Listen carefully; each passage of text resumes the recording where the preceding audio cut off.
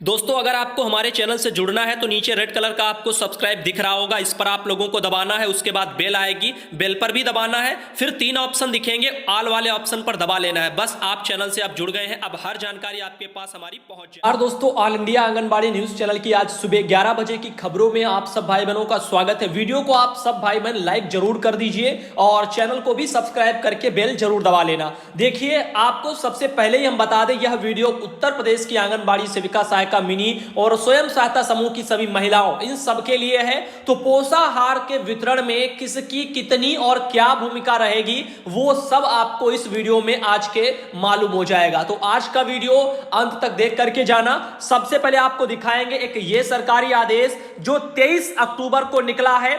इसमें सब कुछ लिखा है, समितियां जो बनेंगी वो, और किस समिति का क्या दायित्व रहेगा, क्या भूमिका कौन निभाएगा, वो सब आपको हम बताएंगे। इसके बाद बात फिर शुरू होगी हमारी एक ये वाले आदेश पर, जिसमें बहुत ज्यादा महत्वपूर्ण बताया गया है। और ये 24/10 तारीख को मेल किया गया है, जियो वगैरह लिखा है ऊपर, और साथ ही सीडीपीओ है, डीएसओ है, और आपके डीसी एनआरएलएम है, डीपीओ है, पीसीडीएफ है, इन लोगों को भेजा गया है। नीचे सबके साइन भी हैं। 24 तारीख को 24/10/2020 तारीख पड़ी है। सीडीओ, डीपीओ, आईसीडीएस विभाग के, एनआरएलएम, डीसी वगैरह सबको ये लेटर दिया गया है। तो इसमें क्या क्या है खास, जैसे आपको ये सब दिखा दें हम एक झलक में। मात्रा वगैरह तो पूर्व में बताई जा चुकी है, वितरण कैसे क्या रहेगा वो सब लिखा हुआ है। और इन सब चीजों को साइड में रखे, काफी लंबा चौड़ा लेटर है, जानकारी आपको बहुत कुछ इसमें मिलेगी। कंटेनर जो होंगे, ढक्कन पर निम्नानुसार कुछ निर्देश दिए होंगे, उन पर क्या लिखा होगा वो बताएंगे। और आपका जो भी राशन वितरण है, दूध का वितरण है, उसमें किसको क्या क्या करना है, कैसे करना है, वो सब इसमें लिखा है। साथ ही जो भूमिका और दायित्व की बात मैंने कही निगरानी समिति की,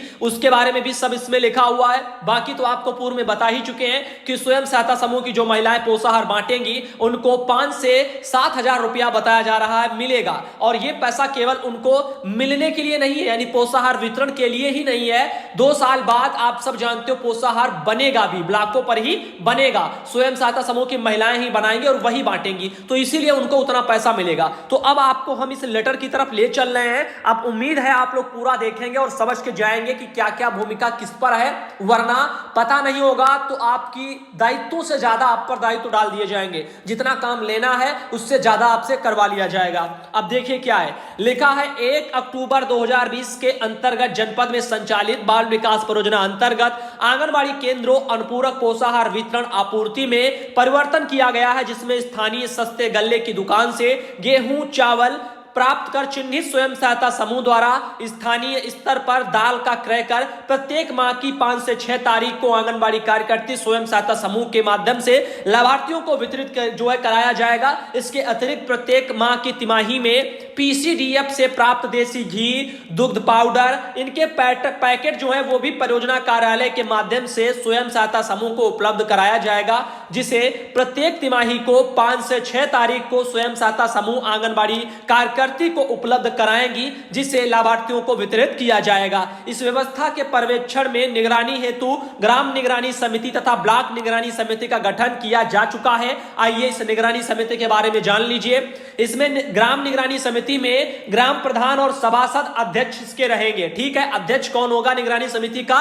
ग्राम प्रधान, या सभासद है तो सभासद। अब देखिए, ग्राम स्वास्थ्य स्वच्छता मिशन के एक सदस्य रहेंगे, ग्राम पंचायत का एक सदस्य रहेगा, गर्भवती धात्री माता जो होंगी रोटेशन से एक इसमें लिखा हुआ है एक सदस्य, वो भी नामित की जाएंगी। किशोरी बालिका जो लाभार्थी तौर पर होगी वो भी इस निगरानी समिति की एक सदस्य बनाई जाएगी। वीरांगना दल जो है सखी वाला, सहेली रोटेशन से भी एक लोगों को सदस्य बनाया जाएगा। तो आप देख लीजिए, किशोरी बालिका जो है ना लाभार्थी, उन्हीं में से जो वीरांगना दल की सखी है या सहेली है, उनसे भी एक जो है एक को सदस्य इस निगरानी समिति का बनाया जाएगा पोषाहार वितरण के निगरानी के लिए। यानी वितरण होगा तो फेयर तरीके से हो, इसकी निगरानी के लिए सब लोग बनाए गए हैं। आगे ग्राम निगरानी समिति की भूमिका एवं दायित्व क्या है, जैसे आंगनबाड़ी केंद्रों पर ड्राई राशन के वितरण के साथ दुग्ध पदार्थों की स्वयं सहायता समूह द्वारा उपलब्धता व वितरण की निगरानी कौन करेगा? ये लोग करेंगे। आगे देखिए, प्रथम वितरण के समय स्वयं सहायता समूह द्वारा आवश्यक लेबल व वजन सहित कंटेनरों के वितरण पर निगरानी रखी जाएगी। यानी यह सुनिश्चित किया जाएगा किस लाभार्थी को कितनी मात्रा में देना है और उतनी ही मात्रा में मिले। जिस कंटेनर से यानी जिस बर्तन से आप लोग जो है पोषाहार बांटेंगी उसकी पूरी जो है यहाँ पर लेबल, उस पर क्या लगा है, कितना दिया जा रहा है, ये सब निगरानियां रखी जाएंगी। आगे स्थानीय कोटेदार से स्वयं सहायता समूह द्वारा अनाज उठान के समय निगरानी भी बरती जाएगी। तो जो आपके वहां कोटेदार हैं, आप चाहो तो उनके वहां से अनाज खरीद सकते हैं। स्वयं सहायता समूह वाले आंगनबाड़ी को नहीं खरीदना है, ये स्वयं सहायता समूह की जिम्मेदारी है। वो कहीं से भी अपना खरीदे, चाहे कोटेदार से ले, चाहे अपना और इनसे सस्ता कोई दे रहा हो तो वहां से ले। फिलहाल उस क्वालिटी, उसकी गुणवत्ता का ध्यान रखना होगा।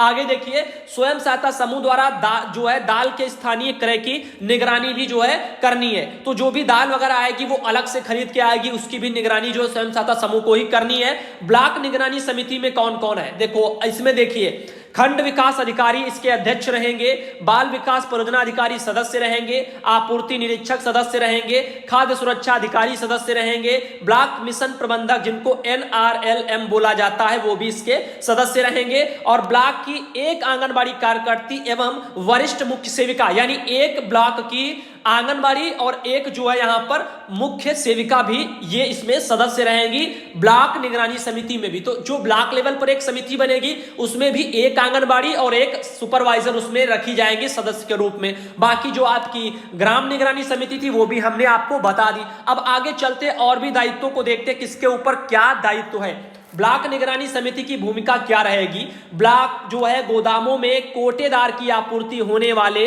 तथा कोटेदार से स्वयं सहायता समूह को दिए जाने वाले गेहूं व चावल की गुणवत्ता की मात्रा की निगरानी कौन करेगा। ब्लॉक लेवल पर जो समितियां बनेगी वो इसको देखेंगी कि कोटेदार कैसा राशन दे रहे हैं, उनकी गुणवत्ता जांचेंगी। ठीक नहीं है तो जरूरी नहीं है लेना, तो ये चीजें हैं। आगे देखिए, स्वयं सहायता समूह स्थानीय बाजार से क्रय की दाल के मूल्य व गुणवत्ता मात्रा की निगरानी करेंगी। तो जो आपकी स्थानीय बाजार होंगे, बाजारों से भी अपना दाल वगैरह जो है स्वयं सहायता समूह की महिलाएं उसकी गुणवत्ता को देखेंगी, उसकी मात्रा को देखेंगी और खरीदेंगी, उसकी निगरानी रखेंगी। आगे देखिए, प्रत्येक माह 5 से 6 तारीख को टेक होम राशन यानी आपका यही THR पोषण उत्सव दिवस जो मनाया जाएगा ना, उसी दिन इसकी निगरानी भी होगी। और इसके अतिरिक्त जिला निगरानी समिति में जिला पोषण समिति के सदस्यों, जिसमें उपायुक्त राष्ट्रीय ग्रामीण आजीविका मिशन जिला पूर्ति अधिकारी पूर्व से हैं, उसके अतिरिक्त जिला प्रबंधक PCDF तथा जिला विपणन खाद्य अधिकारी को भी सम्मिलित किया जाता है। उक्त समिति द्वारा जनपद स्तर पर टेक होम राशन आपूर्ति श्रृंखला का समुचित प्रबंधन जो है, मासिक प्रगति की अवधावधिक जो है समीक्षा तथा नगरीय क्षेत्रों में दाल के स्थानीय क्रय वितरण एवं उचित सस्ते दर की दुकान तथा PCDF द्वारा उपलब्ध कराए गए उत्पादों के उठान तथा वितरण की समीक्षा की जाएगी। तो यह भी देखा जाएगा कि महंगा ना मिले, तो आपको यदि स्थानीय बाजारों में सस्ता मिलता है तो स्वयं सहायता समूह की महिलाएं वहां से क्रय करेंगी। ये अपना गुणवत्ता मात्रा का अच्छे तरीके से ध्यान रखना कि कितने लाभार्थी हैं, कितना पैसा आया है, और यदि कोटेदार महंगा लगा रहा है तो फिर यहां पर उनसे क्यों लेना। हमें अपनी मात्रा का भी ध्यान रखना है, कितने बच्चे हैं, इतने ही पैसे में इनको यदि पहुंचाना है और इतनी दर में ऊपर से भुगतान हो रहा है तो उसी दर में ही आप लोगों को खरीदना है, ढूंढना है स्थानीय बाजारों में, जहां कहीं सस्ता मिले वहां से ले लीजिए। आगे देखिए, आशा वर्मा त्रिवेणीगंज बाराबंकी से बहन है, जानकारी उन्होंने बढ़िया भेजी है, बाराबंकी से लेटर था। अब हम बात करते हैं इस लेटर पर जो कि है सीधा निदेशालय से। मान के चलिए उत्तर प्रदेश में स्वयं सहायता जो समूह है उनके माध्यम से ICDS के लाभार्थियों को जो ड्राई राशन, ये जो सूखा राशन जो है वितरित किया जाएगा, उसकी मानक जो संचालन प्रक्रिया है SOP, उसके संबंध में आप देख लीजिए। प्रस्तावना में भी सब पड़ा हुआ है। जो 0 से 6 वर्ष के बच्चे, गर्भवती दात्री महिलाएं यानी जितने भी लाभार्थी हैं उनके लिए पोषाहार की आपूर्ति के संबंध में सब लिखा गया। इसमें यह भी है कि 2 अक्टूबर 1975 को प्रारंभ की गई थी बाल विकास परियोजना, और आज जो है ये सब कुछ आप देखने जा रहे हो कि बहुत बड़ा बदलाव यहां पर होने जा रहा है कि बड़ी फर्में पोषाहार ना बना करके स्वयं सहायता समूह की महिलाएं बांटेंगी। और अभी तो फिलहाल बनाएंगी, ये 2 साल बाद बन पाएगा। अभी फर्में यानी कंपनियां छोटी डाली जाएंगी, छोटी मशीनें आएंगी, तब बन पाएगा। वो मशीनें काफी महंगी हैं, तो हो सकता है आने वाले समय में सरकार मशीनें लगवाए या ना लगवाए, या ऐसे ही कोई प्रक्रिया चलती रहे, या फिर से सरकार कहीं सोचे और फिर कंपनियों के हाथ पोषाहार ही दे दे। तो जो होगा आगे देखा जाएगा, अभी जो है आप उसे देखिए। इसमें आपको यह भी बताना चाहेंगे जैसे स्वयं सहायता समूहों, खाद्य एवं रसद विभाग की उचित मूल्य की दुकानें हैं, वहां से प्रादेशिक कोऑपरेटिव डेयरी फेडरेशन के माध्यम से ड्राई राशन, गेहूं, चावल, दाल, देसी घी और आपका स्कूल मिल्क वगैरह पाउडर, इनको लाभार्थियों को वो लोग उपलब्ध करवाएंगे। ये सब जानकारियां हैं। तो आपूर्ति वगैरह के बारे में आप लोगों ने देखा है कि इसके ऊपर क्या जिम्मेदारी है। आंगनबाड़ी बहनों को ना पैसा मिलेगा ना ही उनको खरीदना है, पैसा आएगा स्वयं सहायता समूह के महिलाओं के पास, वही खरीदेंगी, वही अपना खरीद के लाएंगी। बस बहनों आपकी निगरानी समिति में बस ड्यूटी है, यानी जब पोषाहार बांटा जाएगा तो आप उसमें निगरानी बना के रखना, आपके लाभार्थी कहीं छूट तो नहीं रहे। यदि छूट रहे हैं तो आप बिल्कुल उसका विरोध कर देना। ये आपके जो है यहां पर चाहे तो अपना फर्ज समझो या फिर अपना अधिकार समझो। अब देख लीजिए आगे एक और ये आया है, यहां पर THR वगैरह को लेकर के लाभार्थियों की श्रेणी के बारे में भी है। तो यहां पर उत्तर प्रदेश में 897 टोटल परियोजनाएं हैं, जिनमें 819 ग्रामीण हैं एवं 78 जो है वो शहरी परियोजनाएं हैं, जिनमें लगभग 1,64 करोड़ जो है 1.64 करोड़ यानी 1,64,00,000 लाभार्थी हैं कुल, जिनमें से एक जो है यहां पर लिखा हुआ है। आंगनबाड़ी केंद्रों की बात करें तो 1,89,000 कुछ आंगनबाड़ी केंद्र हैं, जैसा कि यहां पर आप देख पा रहे होंगे। अब यहां पर यह भी नोटिस कर लीजिए, जो 6 माह से 3 वर्ष के बच्चे हैं इनको क्या मिलेगा। डेली का 8 रुपए का इनके लिए खर्चा है, 3 से 6 वर्ष वालों के लिए 3.5 रुपए का खर्चा है, गर्भवती और स्तनपान कराने वाली महिलाओं के लिए 9.5 रुपए का एक दिन का खर्चा है, किशोरियों के लिए 9.5 रुपए का खर्चा है, और गंभीर रूप से जो कुपोषित बच्चे हैं 6 माह से 6 वर्ष के, उनके लिए 12 रुपए का खर्चा है। तो ये जो खर्चा है का मतलब ये है कि इनके ऊपर डेली की दरों से इतना इतना पैसा सरकार खत्म करेगी, और इस इतने ही पैसों में जो भी खरीदना है, जो भी सरकार दे रही है, वो सब मिल रहा है। बाकी आप सब समझदार हैं और जानते हैं।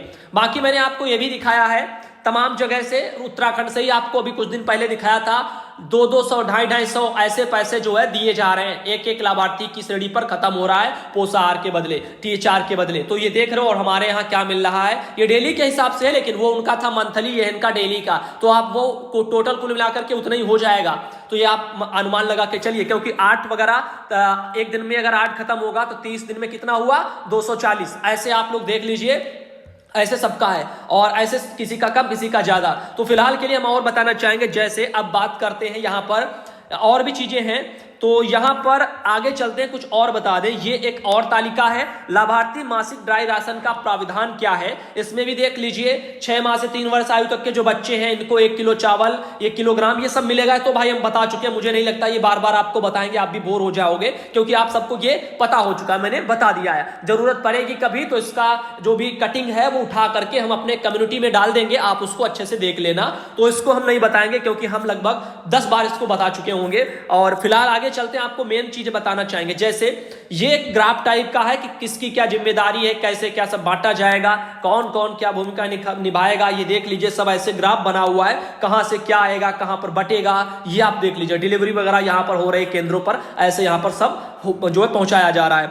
इसमें SLRM वगैरह भी है, FN जो है यहाँ पर CSD वगैरह लिखा हुआ है, साथ ही PCDF लिखा हुआ है। ऐसे इनके माध्यम से फिर यहाँ आएगा, फिर यहाँ जाएगा, फिर SHG वगैरह जो या स्वयं सहायता समूह की ये महिलाएं बैठी हैं, लोकल वगैरह दुकानों से अपना सब इधर उधर से परचेज करेंगी, फिर दाल वगैरह जो भी है। फिर उसके बाद ये आंगनबाड़ी केंद्र आ गया, यहाँ पर बच्चों को जो है पूरा वितरण कर दिया जाएगा। ऐसे सब इसमें लिखा हुआ ग्राफ में समझाया गया है। आगे देखिए इसमें क्या है, इसमें है प्रत्येक आंगनबाड़ी केंद्र को प्रथम चरणों एवं SHG की PDS वगैरह के सापेक्ष मानचित्र किया जाएगा, और ICDS द्वारा इसकी सूची वगैरह लिखा है, IT मंच वगैरह को पर भी प्रकाशित कर दी जाएगी।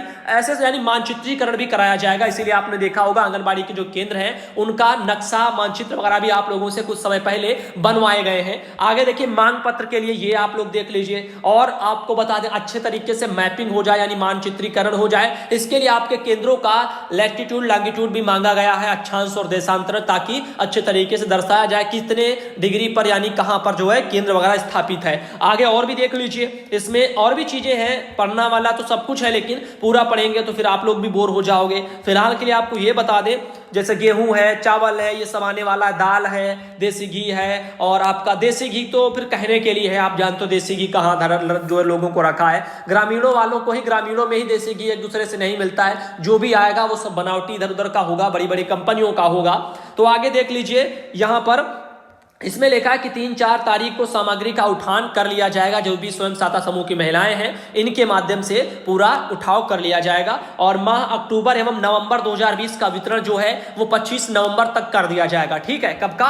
अक्टूबर महीने का और नवंबर महीने का जो वितरण है वो आपका 25 नवंबर को किया जाएगा, 2 महीने का एक साथ। उसके बाद में लिखा है मांग पत्र के आधार पर फिर PCDF वगैरह की भूमिका होगी। जैसे लिखा हुआ है इसमें देख लीजिए क्या क्या है, यही सब जो देसी घी भी इसके बारे में जानकारी लिखी हुई है, फिलहाल ये काम का नहीं है, आगे बताते हैं। ये PCDF द्वारा तृतीय जो त्रैमास होगा, प्रथम मांग पत्र अक्टूबर से दिसंबर 2020 की आपूर्ति 25 नवंबर 2020 को की जाएगी तथा चतुर्थ त्रैमास की आपूर्ति माह फरवरी 2021 की 1 से 2 तारीख तक की जाएगी तथा आगामी त्रैमासों की त्रैमास के प्रथम मास की 1 से 2 तारीख तक परियोजना स्तर पर आपूर्ति की जाएगी, जिससे लाभार्थी को समय से वितरण सुनिश्चित किया जाए। यानी समय पर कह रहे हैं कि परियोजनाओं पर आ जाएगा पोषाहार 1 से 2 तारीखों तक। उसके बाद फिर वहां से स्वयं सहायता समूह की महिलाएं 4-5 तारीख तक आंगनबाड़ी केंद्रों पर पहुंचा देंगे और वितरण 5 से भी शुरू हो जाएगा और 6 तक सब बढ़ जाएगा। ऐसे सब कुछ है, तो इसके लिए आप लोगों ने देख लिया। फिलहाल अक्टूबर और नवंबर का 25 नवंबर को बांट दिया जाएगा और ऐसे ही आपका ये जो देसी घी है इन सब के बारे में भी सब लिखा हुआ है। और भी देख लीजिए, इसमें यह भी है कि SHG के पास फोन उपलब्ध है, यानी जो स्वयं सहायता समूह की महिलाएं हैं उन सबके पास डेटा बेटा जो भी होगा वो भी आपका जो है सब ऑनलाइन फीड करवाया जाएगा और जो मांग पत्र होंगे वो भी आपको एप्लीकेशन के माध्यम से ऑनलाइन मांग पत्र भी मांगने पड़ेंगे। ये सब इसमें आपको आगे करना पड़ेगा। आगे और भी आपको बता दें, जैसे ये देखिए आंगनबाड़ी केंद्र पर SHG द्वारा ड्राई राशन की पैकेजिंग का भी वितरण किया जाएगा। तो यहां पर 4-5 तारीख को सब ये केंद्र पर आ जाएगा। उसके बाद 5 से 6 तारीख को ड्राई राशन जो लाभार्थियों को वितरित कर दिया जाएगा और इसमें जो निगरानी समिति जो बनी है, जो स्टार्टिंग में बताइए, वो सब अपनी अपनी भूमिका निभाएंगे। आगे और देख लीजिए, यहाँ पर वही सब लिखा हुआ कितने कितने लाभार्थी हैं जिनको क्या क्या मिलेगा और कंटेनर वंटेनर जो मिलेंगे, यानी जो बर्तन मिलेगा पोषाहार वितरण वाला, उसकी भी अहम भूमिका रहेगी।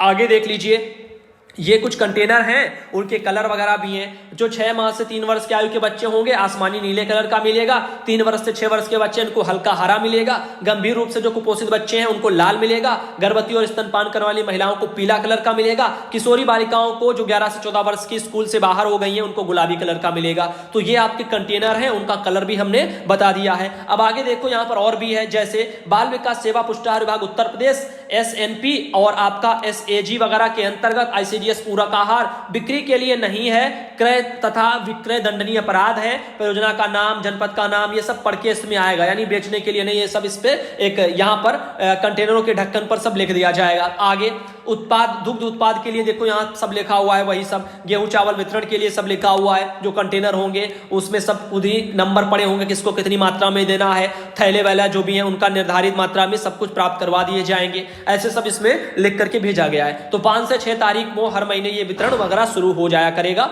आगे देख लीजिए, इसमें और भी ऐसे ही है, तो हम और आगे ले चलते हैं, जैसे आपको कुछ और दिखाएंगे, तो अभी जाइएगा मत। ये देखो निगरानी समिति इसमें बनी थी, वो उसी में ये सब कुछ लिखा भी है, हमने पूर्व में भी आपको ये सब बताया है और बहनों समझाया है। तो ये आप देख लीजिए, इसमें भूमिका दायित्व क्या है कि आंगनबाड़ी केंद्रों पर सामग्री के जो वितरण के साथ साथ दुग्ध उत्पादों की उपलब्धता, लाभार्थी को सूखे राशन के साथ साथ स्वयं सहायता समूह द्वारा दुग्ध उत्पादों का वितरण, स्वयं सहायता समूह द्वारा आवश्यक लेबल सहित पैकेजिंग कराई जाएगी, वजन सहित अनुश्रवण होगा। यथा गतिविधि एक बार की जाने वाली है। उचित मूल्यों की दुकानें यानी फेयर प्राइस शॉप वाली जो बोली जाती है, स्वयं सेवी समूह द्वारा अनाज उठाने के समय निगरानी की जाएगी, स्वयं सहायता समूह दल के स्थानीय क्रय के समय निगरानी की जाएगी। तो ये सब आप लोगों को बता दिया गया, निगरानी समिति की अहम भूमिका रहेगी। अब आगे चलते हैं और आपको बताएंगे, जैसे आप लोगों को ये देख लीजिए, इसमें अब हम छोड़ रहे हैं, अब आगे और ले चलते। जैसे ये रजनी चौहान बहन है, कासगंज से अमापुर वगैरह पड़ता है परियोजना से, वहीं से बहन है, उन्होंने जानकारी ये भेजी थी, कहा था भाई इसको दिखा देना। आगे देखिए अगला मैसेज है, हमें बेहद दुख होता है या कहते हुए कि हम वर्कर्स का कोई नहीं है, न विभाग न तो सरकार, यहाँ एक बहन का निधन हो गया और हमसे काम लिया जा रहा है। तो ये एक रोना है, या यूं कहें कि हमारी मजबूरी है कि सरकार हमें जो है या तो रिटायर हो बहने, तब भी किसी वहां की आस पड़ोस वाली बहन पर काम सौंप दे, या जब भी कोई बहन अपना नौकरी छोड़ दे तब भी किसी पर सौंप दे, यानी जब भी केंद्र खाली होता है या कोई नौकरी से निकाला जाता है या रिटायर होकर के या वित्तीय अनियमितता में माने किसी काम में गड़बड़ी करके निकाला गया किसी तरीके से, तो खाली केंद्र का चार्ज वहां की अड़ोस पड़ोस की बहनों पर लाद दिया जाता है, जो कि सरासर गलत है। उस अतिरिक्त कार्य का, उनके भार का पैसा उनको भुगतान नहीं होता है और काम सिर्फ बढ़ जाता है, और सरकार न भर्तियों की तरफ राह देखती है, ना वहां पर नई तैनाती की तरफ कोई प्रक्रिया करती है, और ऐसे बहनों से बस काम ले लिया जाता है। बहनें काफी दुखी हैं। आगे दिखाना चाहेंगे आपको, ये देखो एक बहन है, ये सीतापुर वगैरह से है, ब्लॉक वगैरह वहां पर भी मीटिंग चल रही है, और ये देख लीजिए जनपद सीतापुर है, श्रीमती देवी आशा लिखा हुआ है, तो यहां पर ये आप लोगों को दिखाई दे रहा होगा। इन्होंने वीडियो भी छोटा सा भेजा। अभी देखो दोपहर को वीडियो ला रहे हैं, आप सबको बहुत पसंद आएगा। दोपहर 3 बजे आप लोग जरूर ऑल इंडिया पर आ जाना, हम बहुत अच्छे तरीके से वीडियो आज दिखाएंगे। इंद्रावती बहन बटेश्वर लिखा हुआ है, और इन्होंने ये देखिए 5 फोटो भेज दिए और एक ही जगह की 5 फोटो। बताओ हम कितना मना करें, कैसे समझाएं, समझ में नहीं आता है कि यहां पर बहनों से कहते हैं कि एक फोटो भेजो, भाई एक ही वही बच्चे हैं, 5 वही फोटो एक ही जगह की भेज देती हैं बहनें। गीता देवी बहन है कासगंज से, देखो टीकाकरण कर रही है, एक ही फोटो उन्होंने भेजा। आगे देखिए अगला मैसेज ये है, शाहीन बेगम बहन ने बैठक वगैरह कराया और टीकाकरण वगैरह यहां पर हो रहा है, बदायूं वगैरह से है। साथ ही उत्तर प्रदेश के चंदौली जनपद में देखो ये सम्मान पत्र बहनों को दिया गया है। यहां पर आंगनबाड़ी एक बहन है, उन्होंने मुझे यह भेजा है, नाम उन्होंने नहीं भेजा। साथ ही एक ये बहन है, देखो इनको भी यहां पर सम्मान पत्र वगैरह दिया गया, अभिषेक के नाम से नंबर से हुआ, बहन ने अपना नाम भेजा नहीं है। साथ ही सुषमा अवस्थी बहन है पीलीभीत से, इन्होंने भी अपना फोटो भेजा, यहां पर बहनों को सम्मानित वगैरह किया गया है प्रशस्ति पत्र देकर के। यही आपका जो मिशन शक्ति कार्यक्रम चला इसी के तहत।